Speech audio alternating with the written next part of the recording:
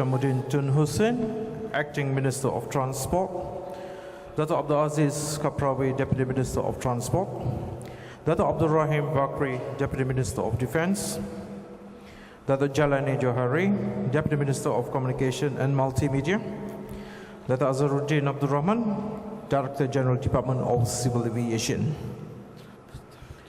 Ladies and gentlemen, members of the media, to start off the press conference this evening, I hereby call upon Datuk Seri Hishammuddin Tun Hussien, Acting Minister of Transport, to deliver his statement. Sir, if you please do us the honor. Bismillahirrahmanirrahim. Assalamualaikum warahmatullahi wabarakatuh. Ladies and gentlemen, it has been 69 days since MH370 went missing. After more than 9 weeks, the search has now entered a transition phase, prioritizing deep sea search. Since the last time I held a press conference in Kuala Lumpur, along with China and Australia, we have met and agreed upon the next course of action, which will be jointly undertaken. Reiterating what the Deputy Prime Minister of Australia, Honourable Warren Truss, said when we met in Canberra last week, we have entered a new difficult phase which brings with it new challenges which we will overcome together. As regards the tripartite meeting in Canberra, I have briefed the Malaysian Cabinet yesterday on the outcome of the meeting and it has been deliberated. I now have the mandate to announce that the details of the transition phase have been approved by the Malaysian government. As previously mentioned, our three nations have agreed that the search operation has entered a transition phase, prioritizing deep sea search. In this context, the air and surface search has been suspended. However, an Australian P3 Orion and naval ships from Malaysia, Australia, and the People's Republic of China remain on standby in Perth for any eventuality. In the meantime, subsurface search using the Bluefin 21 will ensure the continuation of previous efforts. During this transition phase, three main priorities, and they are: one, to reanalyze all data to verify a more accurate search area. This analysis will be conducted by the group of experts together with Inmarsat. Secondly, to conduct a bathymetric survey involving an extensive mapping of the seabed. And thirdly, to conduct the search operation by identifying and deploying the relevant towed and autonomous underwater vehicles, AUV, required for the terrain. It is important that a bathymetric survey and deep water search needs to be seamless. In the meeting, we also agreed to conduct weekly conferences via video teleconferencing between representatives of the three nations to discuss the latest developments regarding the search operation. This will commence next Monday, the 19th of May. On asset deployment, with regards to asset deployment, the tripartite meeting has agreed that specific assets will be required for the new phase of the search, and we are jointly finalizing the acquisition process. Prior to that, a comprehensive bathymetric survey will be undertaken, and this is so that experts can better understand the seabed terrain to ensure the autonomous underwater vehicles, the AUVs, and deep water towed site scan sonars, which are very expensive and scarce, are safely deployed. The same knowledge of the ocean floor will be required for the operation of the remotely operated vehicles, the ROVs. The meeting also confirmed that procurement arrangements for the use of commercial contractors will be undertaken by Australia in consultation with Malaysia. This will reinforce our strong bilateral relationship and will enhance the coordination of activities for the overall search. The procurement process will be done through an open or limited tender process based on Commonwealth standards to facilitate cost effectiveness and best value for money. Malaysia and China will be consulted and detailed briefings will be provided at each step of the process. The meeting also emphasized the requirement that these contracts be put in place as soon as possible to ensure that search operations are not interrupted. Besides the commercial assets, Malaysia and China are also assigning specific assets for operations in the new phase. On that note, Malaysia is in the process of acquiring related assets from Petronas, Sapura Kencana, Bastard, and DefTech. It should be noted that any services that will be or may be provided by government agencies of the three nations or other friendly nations will be complementary to the services and contribute to cost savings. Next of kin. Our three nations have also agreed to a proposed reception program for any planned visit for the next of kin to Perth. In the event of confirmation of the final resting place of MH370 or identification of debris related to MH370, it was agreed that any visit will take place between 2 to 4 weeks upon confirmation. Australia has agreed to provide the necessary support and information to the next of kin in terms of entry requirements to ensure that travel in and out of Australia are well taken care of. The Western Australian government will take a lead role in organising services according to their traditions and religions and facilitate arrangements for basic needs of the next of kin during their stay in Australia. Malaysian Airlines will be responsible for travel arrangements for the next of kin from Malaysia and all other countries. The airline will also retain broad responsibility for their support during their visit, including flights, accommodation, transportation, and family support. The Chinese government has also given the assurance that they will continue to actively facilitate and support matters relating to the Chinese next of kin. We understand the anguish that the families are going through, and I can assure you that their interests have always been paramount in our considerations thus far. Technical. With regards to the technical committee, the establishment of the International Investigation Team has fared well with the International Civil Aviation Organization, the international aviation community, and the next of kin. The announcement of the establishment of the International Investigation Team have assured them that the investigation would be conducted by an independent, competent, and credible team in accordance with Annex 13, Aircraft Accident and Incident Investigation, the Chicago Convention. On Communications, Coordination and Media Committee, in the Malaysian Cabinet meeting yesterday, the Malaysian Cabinet has agreed on establishing a specialized communication, coordination and media committee, which will be headed by Jailani Johari, the Deputy Minister for Communication and Multimedia. The committee will be focusing on streamlining and strengthening effective communications between the three nations, families of those on board MH370, and other related stakeholders.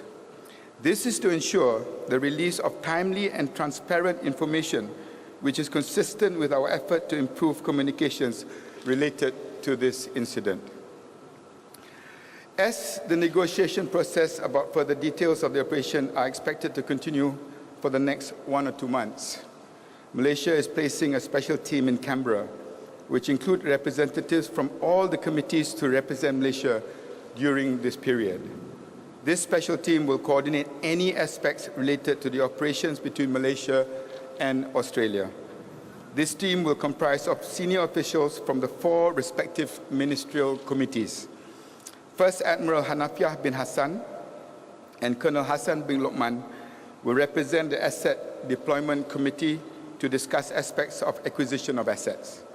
Captain Mior Muhammad Nur Badrisha from the Civil Aviation Department will represent the Technical Committee to discuss data analysis and investigative matters, and His Excellency Datuk Zainal Abidin Ahmad, the Malaysian High Commissioner in Canberra, will represent the Next of Kin Committee to discuss aspects relating to the Next of Kin management. 2 officers from the newly established Communications and Media Committee will also be placed along with the team for media affairs. To update you, a part of the team are already in Australia as we speak. Ladies and gentlemen, I understand that the disappearance of MH370 has caused terrible anguish for the families. As pointed out by the Malaysian Prime Minister, the lack of definitive evidence combined with all the speculation that has been going around has made this all the more difficult to bear. The best we can offer at this point in time is our personal assurance that Malaysia will keep searching for the plane for as long as it takes. Thank you. All right, ladies and gentlemen, we'll have the floor is now open for Q&A. We'll start with the local media first. Yes. First row. Yes, in the middle, please. Datuk Datuk Seri Sofia Ahmad daripada Beritarian. Australia dah mengumumkan bajet sebanyak 83 juta Australian dollar. Adakah itu kos keseluruhan?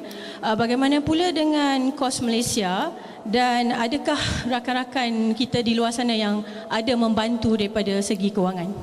Bajet yang diumumkan oleh Australia merupakan ceiling. Ia bukan merupakan jumlah yang sebenar. Ini sebahagian daripada keperluan undang-undang yang ada di Australia. Keduanya, saya dah nyatakan dahulu dalam fasa baru ni, kalau sebelum ini tidak ada perkiraan dari segi jumlah kos untuk adil kepada Australia, penting untuk kita kongsi bersama apa jua keperluan untuk lihat ke hadapan.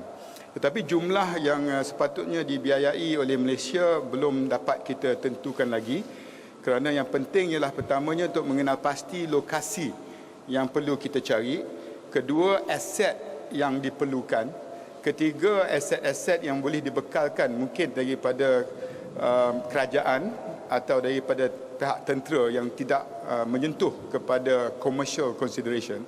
Dan akhir sekali saya boleh mengesahkan bahawa ada pihak-pihak ketiga yang telah menunjukkan kesanggupan mereka untuk membantu kalau sekiranya carian ini memerlukan pembiayaan lebih daripada apa kemampuan kita. Tetapi saya nak tekankan di sini, dengan jumlah yang ada ini kita akan teruskan carian kita dan lebih ramai tampil ke hadapan, lebih cepat atau lebih efektif kemampuan kita untuk memastikan kejayaan. Sebab itu saya harap bahawa kerjasama daripada pihak-pihak ketiga yang kita lihat di peringkat fasa pertama, kedua dalam SAR ini akan sama juga komitmen dalam fasa baru ini. Ya. Kan pihak ketiga tu? Yang pihak ketiga belum saya boleh umumkan, tetapi saya esok akan ke UAE bersama-sama dengan Yang Amat Berhormat Perdana Menteri, dan awal minggu depan ada perjumpaan dan mesyuarat Menteri-Menteri Pertahanan ASEAN di Myanmar, dan seperti semua maklum, dalam 2 minggu lagi Yang Amat Berhormat Perdana Menteri akan membuat lawatan rasmi ke China. Jadi semua ini akan diambil kira, dan saya percaya bahawa perkara MH370 ini akan dibincangkan di semua lawatan-lawatan berkenaan. Okay, next question please. Yes, Madam. Datuk Seri, saya Salina daripada TV3. Datuk Seri, saya nak tanya, memandangkan apa yang telah difokuskan tadi adalah misi pencarian yang lebih kepada kawasan di dalam laut, kita nak tahu berapakah jumlah AUV sebenarnya yang dikerahkan buat ketika ini, dan bagaimana dengan perkembangan ping yang pertama dalam operasi mencari? Berhubung kait dengan maklumat ping tadi, itu merupakan lead yang terbaik yang kita ada. Dan dengan Ocean Shield dan Bluefin 21 yang sedia ada, tumpuan difokuskan kepada kawasan-kawasan ping yang belum kita membuat carian.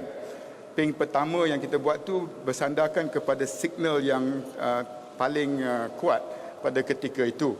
Tetapi dalam fasa baru ni, penting pakar-pakar yang sekarang ni berada di Canberra untuk mengenal pasti bersama-sama dengan Inmarsat dan pakar-pakar lain untuk menentukan lokasi yang sebenarnya supaya aset-aset yang sedia ada ini dapat dikerahkan.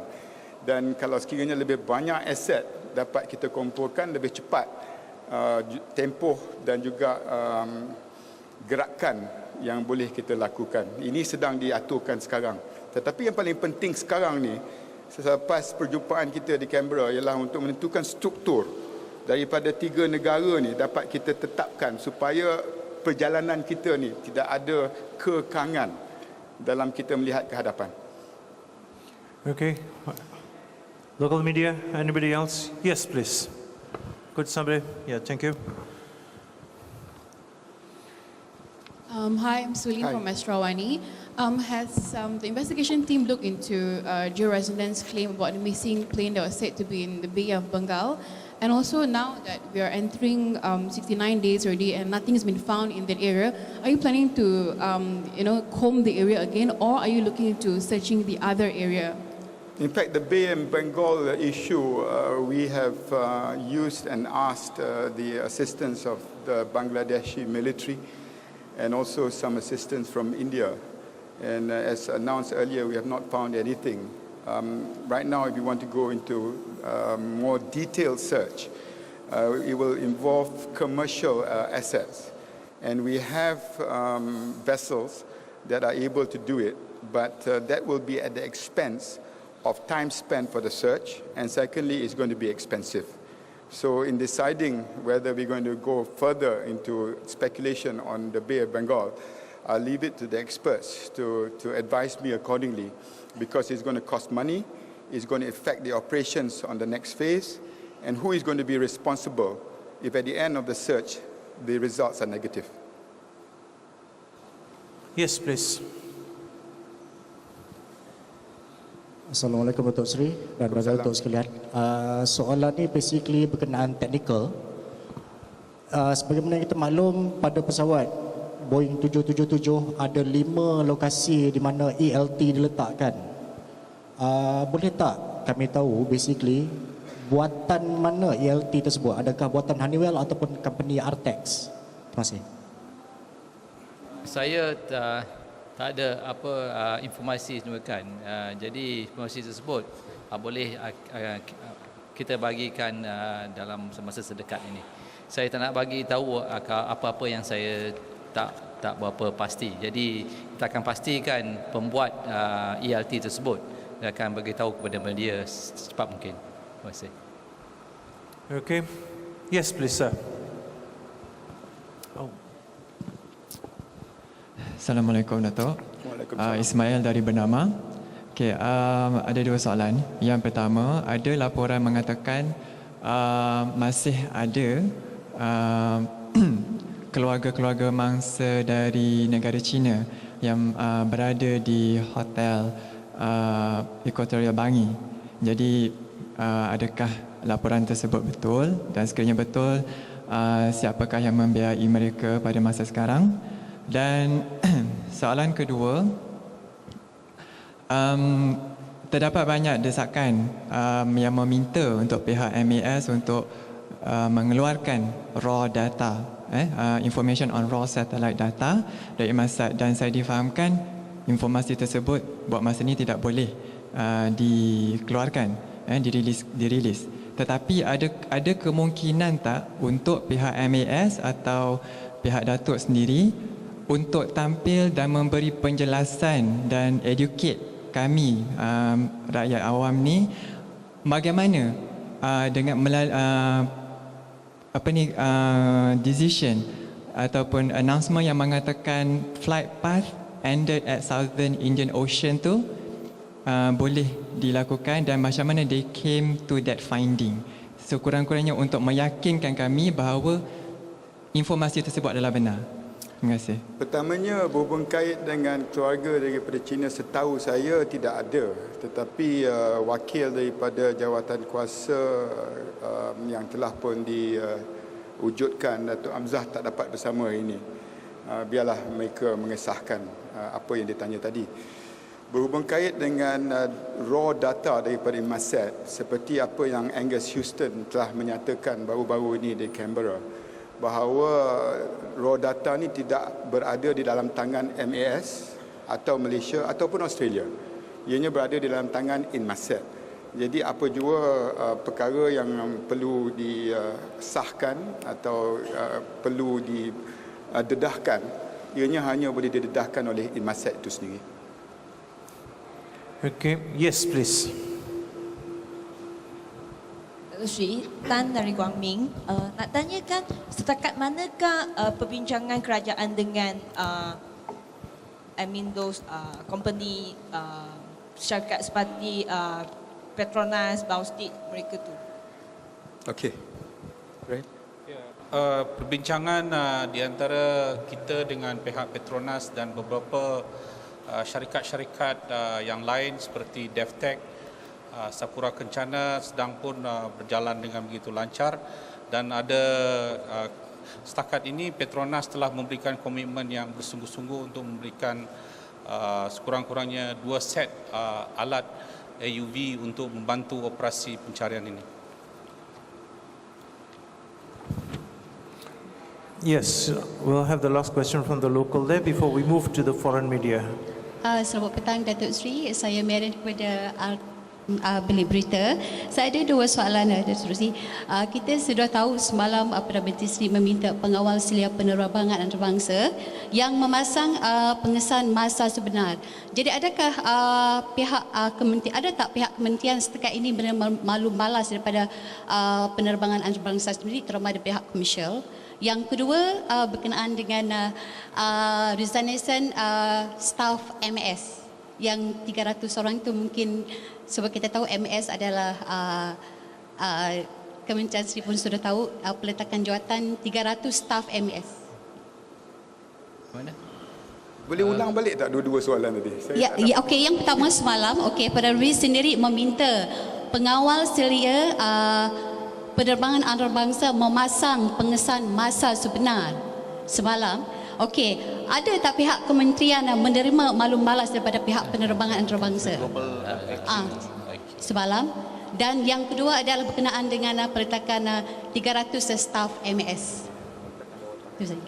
Yang peletakan jawatan MS tu kita tunggu AJ hadir dalam PC kita, tetapi yang soalan pertama tu dalam soalan pertama tu pihak International Civil Aviation Organization ada menganjurkan 2 hari conference di Montreal untuk melihat atau untuk they try to establish the real time tracking of commercial aircraft atau real time jangka masa yang sepatutnya untuk aircraft komersial. Dan dalam laporan tersebut ICAO ada mengumumkan satu pasukan, satu task force untuk melihat bagaimana perkara ini dapat dipraktikkan, dapat dilakukan, dapat digunakan oleh commercial aircraft. Jadi belum lagi ada keputusan muktamad, belum lagi ada direktif yang dikeluarkan oleh ICAO. Dia masih lagi sedang mengkaji perkara ini dengan sedalamnya. Dan Malaysia pun ada menyatakan satu recommendation, safety recommendation dalam our preliminary report yang kita keluarkan yang dihantar kepada ICAO. Terima kasih. Okay, now we'll go to the foreign media. Okay, last question from you. Okay, I'm Tasnim from NST. Okay, how did the team determine the exact details, including latitude, in the details you released? Because it was said before, Emirasat was just a communication satellite, and that was why it could only reveal the path, right? Not south or north. Did you get my questions? Okay, I'll repeat it. How did the investigation team, determine the exact details, including the latitude in the details that was released before? Because Emirasat is only a communication satellite, right? So you can't determine whether it's going north or south.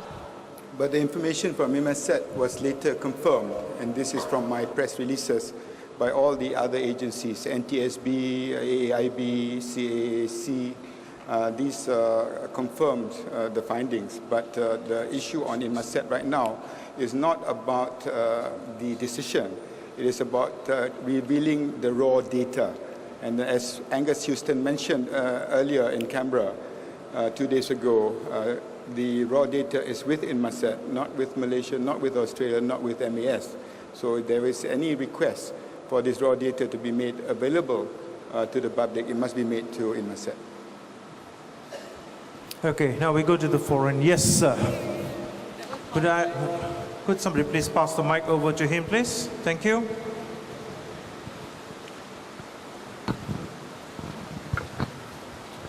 Good evening, Mr. Minister. Good evening. I'll seek your indulgence with 2 questions. One is just an English translation of the role or the help that you're going to get from Sapura Kencana and from Petronas. I'm sorry, the minister said it in Malay, and I'm sorry we couldn't really understand what kind of help these 2 companies are going to give you in the search. Oh, Actually, what was offered by particularly by Petronas, they are now looking at sonar and also ROV to be deployed as the Malaysian assets.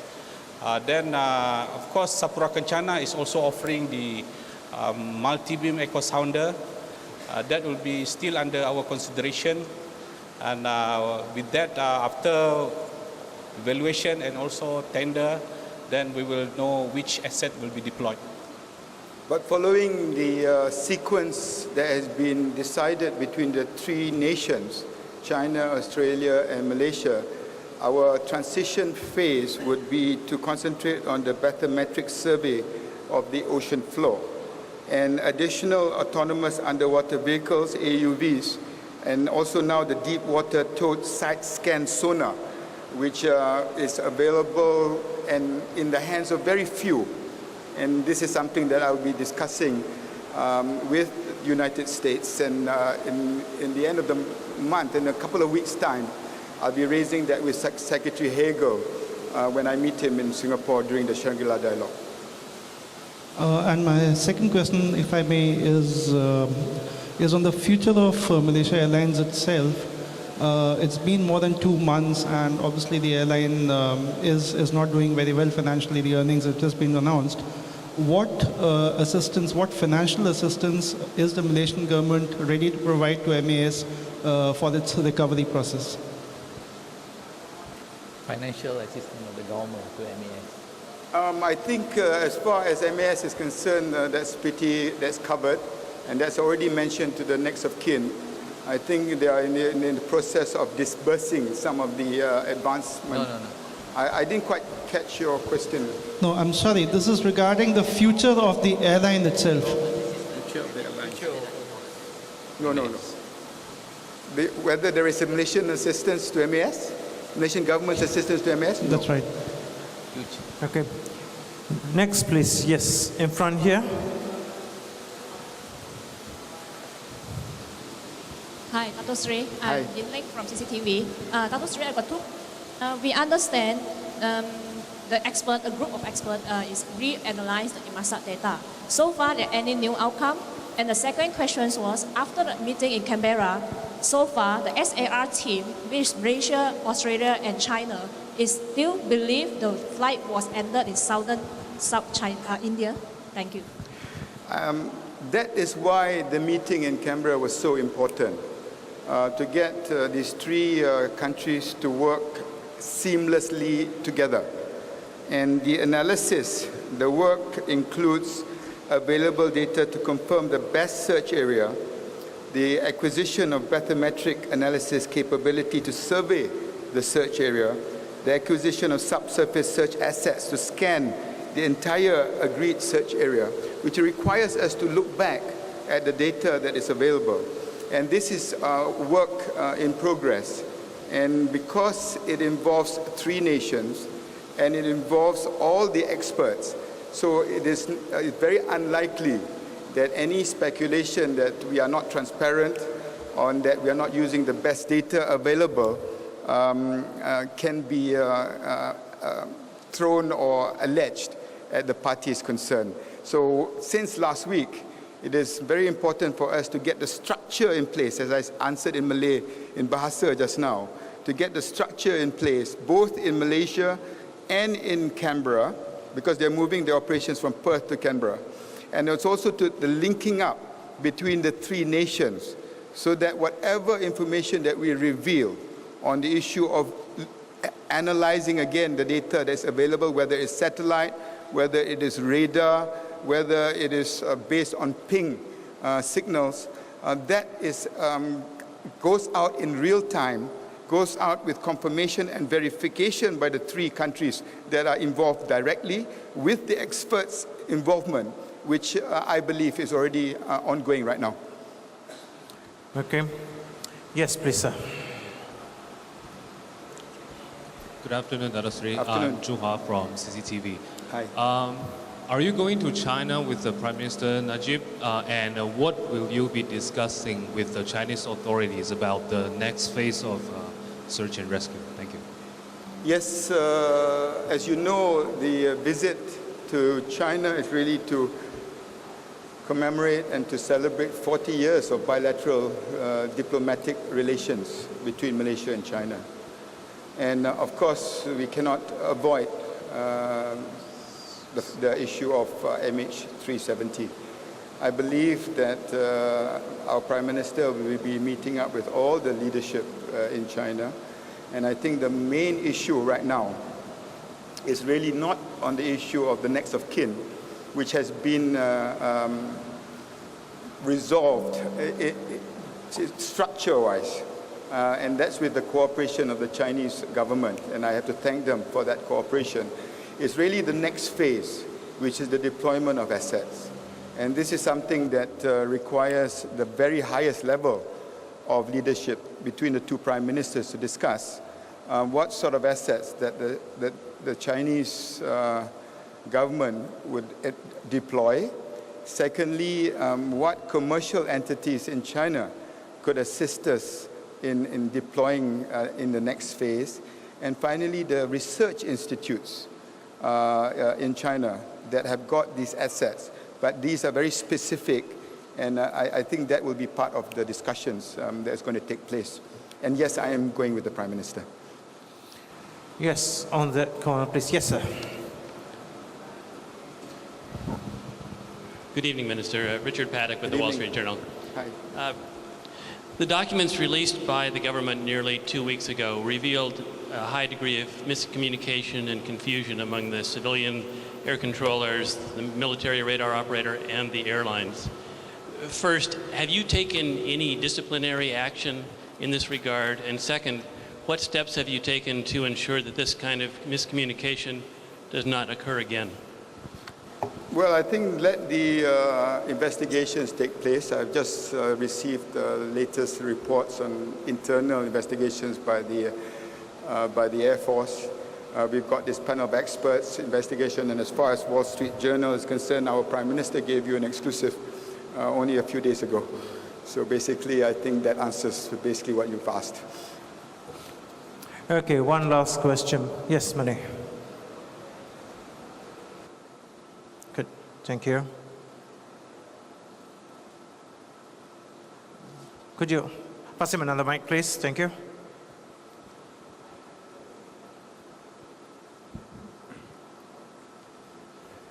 Money from Bloomberg. Do you have any idea how much of money Malaysia has spent so far? How much? What? How much of money has Malaysia spent so far? To be honest and to be very candid, and I'm very touched, hardly anything.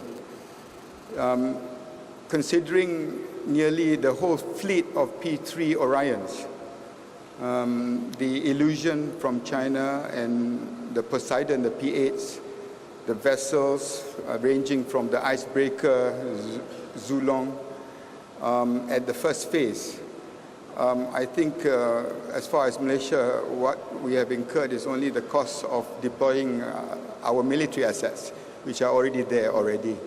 So basically, I take this opportunity to thank everybody who has been with us in the earlier phase of our search. And that has not cost us anything at all, considering this happens to be the largest search in the history of aviation.